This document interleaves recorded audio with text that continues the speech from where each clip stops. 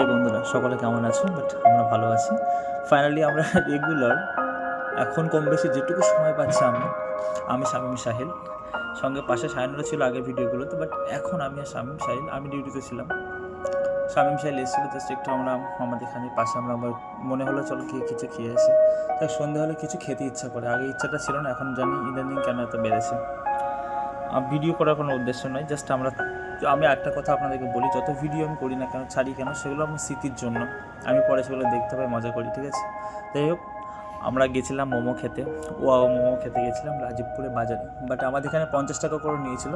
Test average খুবই ভালো ছিল, এখানে খাচ্ছিলাম, খুবই মজা করছিলাম আমি, শামীম এবং সাহিল। ফাইনালি খাওয়া শেষ, 4টে করে নিয়ে 50 টাকা নিয়েছিল, 4টে দিয়ে। তো আইসক্রিম নিয়ে ফাজলামো, আড্ডামি, মজামি, পাগলামি করতে করতে আমরা ফাইনালি খাওয়া শেষ দিয়ে আমরা ওখান থেকে বাইকে স্টার্ট দিলাম। আমি শামীম সাহেব বাড়ির উদ্দেশ্যে রওনা হলাম। সকলেই ভালো থাকবেন, সুস্থ থাকবেন।